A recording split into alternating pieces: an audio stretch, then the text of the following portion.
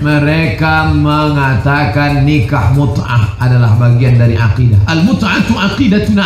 Nikah mut'ah adalah akidah kami. Itu siapa yang tidak mau nikah mut'ah, maka berarti dia tidak. Nikah mut'ah itu bagaimana? Nikah bayar cukup limit waktu. Aku nikahi engkau dengan mahar 100 ringgit hingga pukul 5 petang nanti, tunai, sah. Banyak yang kena kan? Tuduhan ke-6, Syiah menjadikan mut'ah bagian dari akidah. Dia juga menuduh bahwa Syiah mengatakan mut'ah adalah akidah kami. Jawaban kami, di dalam kitab apa terdapat pernyataan ini? Bukankah pernikahan adalah masalah fikih yang tidak ada hubungannya dengan akidah? Sekarang yang ingin kita tanyakan kepada ustadz tersebut, bagaimana pendapat Anda dari pernyataan sahabat Nabi tentang nikah mut'ah sebagaimana terdapat dalam kitab Al-Muhalla bil Athar karya Ibn Hazm jilid 9 terbitan Darul Kutub Al-Ilmiyah cetakan pertama tahun 2003 halaman 129. Ibn Hazm berkata, telah tetap dihalalkannya yaitu nikah mut'ah oleh sekelompok salaf dari setelah wafatnya Rasulullah Shallallahu Alaihi Wasallam. Di antara salaf tersebut adalah berasal dari kalangan sahabat Nabi seperti Asma binti Abu Bakar, Jabir bin Abdullah, Ibn Mas'ud, Ibn Abbas, Muawiyah bin Abu Sufyan, Amr bin Quraish, Abu Said Al-Khudri, dan Salam. Mut'ah ini akidah, sebenarnya bukan akidah, dia adalah maksiat ya. Tetapi maksiat tersebut berpahala masalahnya. Barang siapa yang mut'ah sekali kedudukannya seperti ini. Barang siapa mut'ah 2 kali kedudukannya seperti ini. Barang siapa 4 kali seperti Al-Hasan Al-Husain atau seperti Ali bin Abi Thalib. Ya, Masya Allah, sudah mut'ah enak, surganya tinggi. Makanya dimasukkan dalam apa? Akidah ya. Nah, mereka meyakini mut'ah adalah pernikahan tanpa wali, tanpa saksi, dan boleh sekali jima, dan boleh beberapa hari, boleh beberapa jam, terserah. Paling minimal sekali berhubungan. Ya, cocok bayar, sekali berhubungan, begitu selesai harus tutup panang, tidak boleh lihat dia lagi karena bukan mahram lagi. Karena sudah haram. Baru aja ya. Namanya mut'ah kata mereka. Dan ini sangat berbahaya dan ini merusak. Inilah cara orang-orang Yahudi merusak kaum muslimin. Ya, orang-orang Yahudi merusak kaum muslimin dengan 2 cara. Pertama dengan menyebarkan kemaksiatan sehingga orang berzina sana sini, syahwat dibuat bergelora, bergejolak, sehingga tatkala terjadi perzinahan anak-anak tidak ada yang ngurus, entah bapaknya siapa, sehingga tidak ada kemajuan bagi masyarakat, rusak semuanya, tidak ada didikan anak dan ibunya. Di antaranya selain dengan berzina, dengan mut'ah. Dengan mut'ah maka seorang bisa melakukan dengan siapa saja yang dia lakukan. Dan dia boleh mut'ah lebih dari, kalau nikah 4, kalau mut'ah boleh 1000, nggak ada masalah. Ya, langsung bayar 1000 orang wanita terserah ya. Dia boleh mut'ah dengan siapapun. Bahkan dalam sebagian riwayat boleh bermut'ah dengan istri orang selama dia tidak ngaku istrinya orang. Disebut dalam riwayat tatkala ada seorang bertanya kepada imam mereka, "Ya imam, saya ketemu di jalan ada seorang cantik. Mau saya mut'ahi, tapi saya khawatir dia punya suami." Kata imamnya, "Kenapa kau tanya-tanya? Sudah, lakukan aja." Selama dia tidak ngaku dia adalah pezina atau istri orang, lakukan saja ya. Oleh karena pernah kejadian besar, ada seorang ustadz mereka ya di Irak atau di mana, dia kejatuhan HP-nya hilang. Didapati oleh salah seorang muridnya, dibuka ternyata isinya ada video dia sedang bermut'ah dengan istri temannya. Jadi dengan istri muridnya. Jadi heboh tatkala itu. Kata mereka meyakini boleh ya. Dan mut'ah ini ya hakikatnya adalah apa? Zina. Ustadz tersebut menuduh hukum mut'ah sama dengan zina dan membolehkan mut'ah dengan istri orang lain selama dia tidak mengaku sudah punya suami. Namun yang kami sayangkan, Ustadz cerdas itu tidak membawakan satu dalil pun. Yang ada hanyalah dongeng belaka. Sekarang mari kita lihat apakah riwayat mut'ah itu ada di dalam kitab ulama muslimin.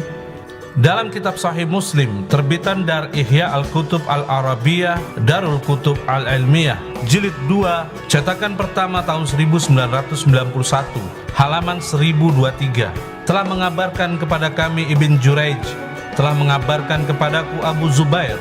Dia berkata, aku pernah mendengar Jabir bin Abdullah berkata, kami melakukan mut'ah dengan mahar segenggam kurma dan gandum selama beberapa hari pada zaman Rasulullah SAW dan Abu Bakar, sehingga Umar melarangnya sehubungan dengan kasus Amr bin Huraith. Riwayat ini menjelaskan bahwa pernikahan mut'ah yang disamakan dengan zina oleh ustadz tersebut masih berlaku setelah Rasulullah SAW tiada, sebagaimana yang telah dinyatakan oleh seorang sahabat Nabi SAW, yaitu Jabir bin Abdullah Al-Ansari. Dalam kitab At-Tamhid lima fil Muwatta karya Ibn Abdil Bar, salah satu ulama Ahlus Sunnah yang bermazhab Al-Maliki, jilid ke-10, cetakan tahun 1981, halaman 111 sampai 112. Ibn Abdil Bar berkata, adapun para sahabat, mereka berbeda pendapat tentang nikah mut'ah, sedangkan Ibn Abbas berpendapat boleh dan halal. Tidak ada perbedaan di antara ulama tentang hal itu, yaitu tentang pendapat Ibn Abbas. Dan kebanyakan sahabatnya pun berpendapat demikian. Di antaranya adalah Atha bin Abi Robah, Sa'id bin Jubair, dan Tawus.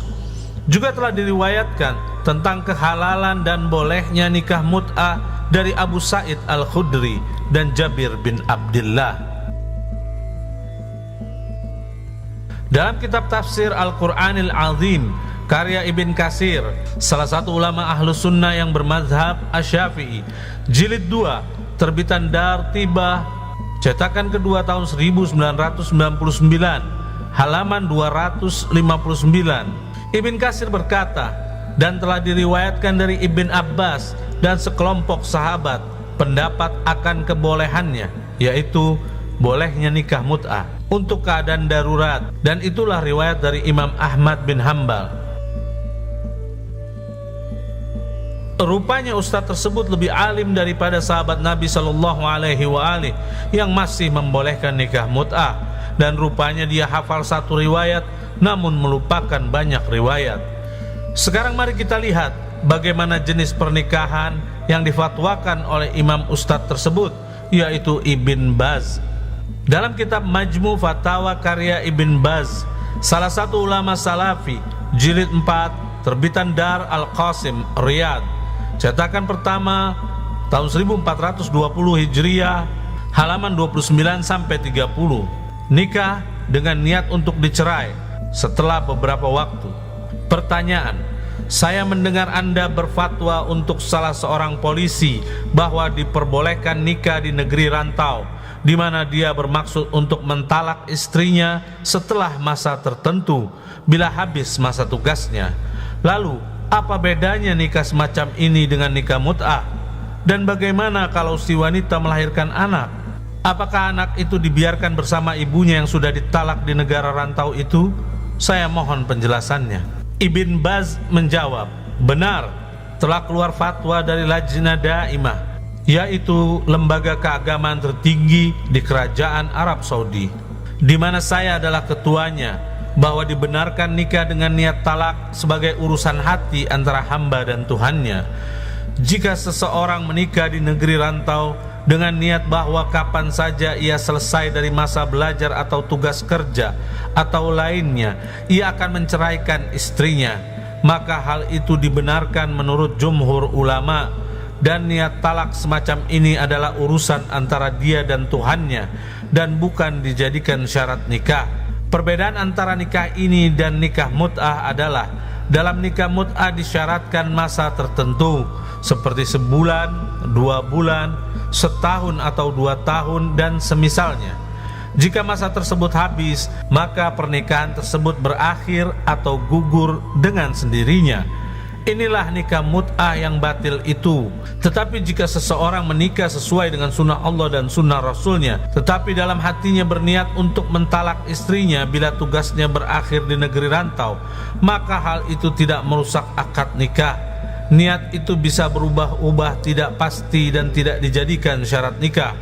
Niat semacam ini hanyalah urusan dia dan Tuhannya, dan cara ini merupakan salah satu sebab terhindarnya dia dari perbuatan zina dan kemungkaran.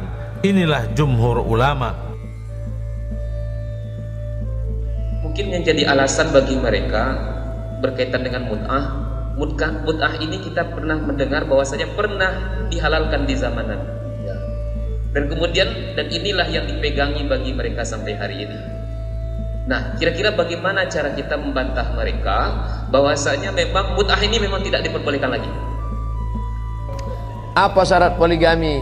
Harus minta izin dengan istri? Tak ada.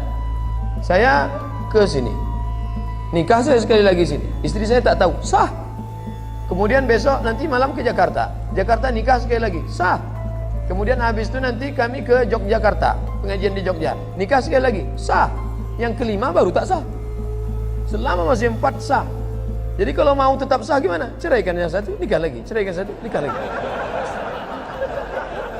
Maka dia bisa terus. Itu namanya unlimited edition. Di dalam tradisi Islam, perkawinan itu namanya akdun nikah, betul nggak? Akad nikah. Saya mau urai dulu. Akada itu, akdun itu artinya kontrak, transaksi, MOU, betul nggak? Jual beli, akad. An-nikah itu bahasa Arab, maknanya al-wat'u. Al-wat'u itu adalah dukhulu zakari fil farji, seksual penetrasi namanya. Oke?